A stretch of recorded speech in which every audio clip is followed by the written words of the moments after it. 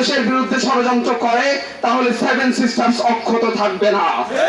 আমরা প্রধান উপদেষ্টা বরাবর আবেদন জানাই, বাংলাদেশের বিরুদ্ধে একটি ষড়যন্ত্র হলে আপনি এমন ভাবে পদক্ষেপ নেন ভারত যেন বাংলাদেশের দিকে মুখ ঘুরিয়ে তাকানোর সাহস না পায়।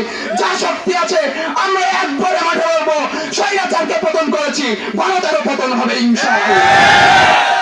এই আগুন কিন্তু অত সহলে নির্ভর নয়, কেননা আপনার ভাইজা নিহত হয়েছেন বা শহীদ হয়েছেন সে কুষ্টিয়ার ছেলে। কাজেই এই ইসলামী বিশ্ববিদ্যালয় কুষ্টিয়ার ছেলেমেয়েরা চুপচাপ থাকবে এই বিষয়টা কখনোই গ্রহণযোগ্য নয়। তাদের সাথে আমাদের অনেক বোঝাপড়া আছে।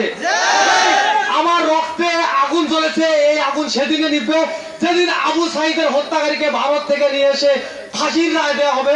সেদিন এই বৈষম্য বিরোধী ছাত্র আন্দোলন, সাধারণ শিক্ষার্থীদের আন্দোলন সেদিন সফল হবে বলে আমি মনে করি। প্রয়োজনে আমার ভাইদেরকে রক্ষা করার জন্য ওই সমস্ত বাঁধ বুঝে লং মার্চ পরিচালনা করে ওই বাঁধগুলো ভেঙে দিব, অথবা ইন্টারন্যাশনাল আইনে নদী পরিচালনা করতে বাধ্য করা হবে।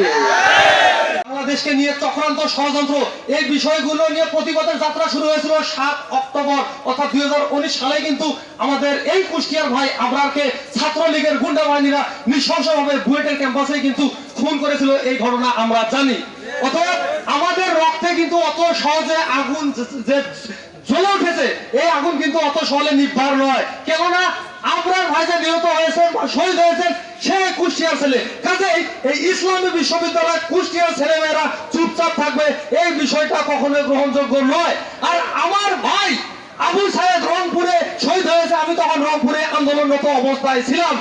এই যে আবু সাঈদকে ছাত্রলীগের গুন্ডা বাহিনী সহ এই যে পুলিশ বাহিনী সরকার লেলিয়ে দিয়েছে, তাকে হত্যা করলো, এই হত্যার খুনি এখনো ভারতে গিয়ে বসে ধর্ম নিয়ে চক্রান্ত করছে, পানি ছেড়ে দিয়ে মারছে। এতদিন স্বরাষ্ট্র মন্ত্রণালয় এবং পুলিশ বাহিনীকে দিয়ে গুলি করে আমার ভাইদের মেরেছে, এখন বন্যার পানি দিয়ে আমাদেরকে মারার চেষ্টা করছে। অথচ এই ভারত এই হাসিনাকে আশ্রয় দিয়েছে।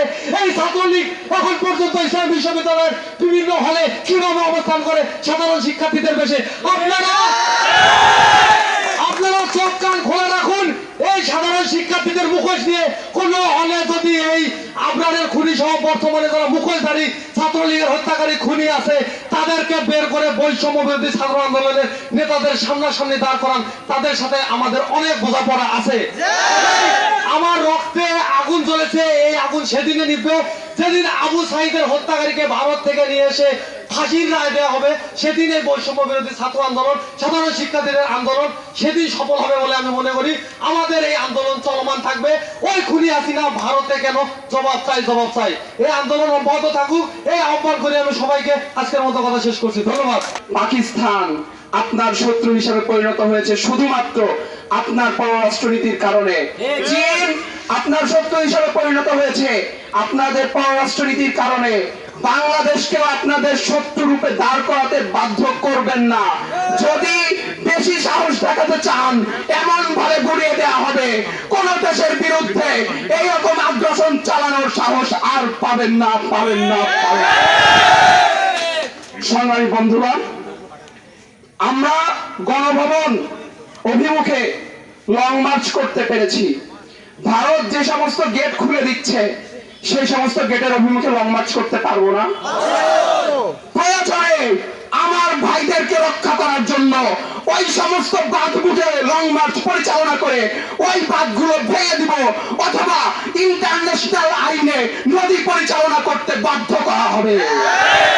সংগ্রামী বন্ধুগণ, আমাদের প্রধান উপদেষ্টা ডক্টর মোহাম্মদ ইউনূসকে যখন আমরা প্রস্তাব করি উনি আমাদের প্রধান উপদেষ্টা হবেন, তখন ইন্টারন্যাশনাল গণমাধ্যম তাকে প্রশ্ন করেছিল ভারত আপনাদের বিরুদ্ধে ষড়যন্ত্র চালাতে পারে কি না।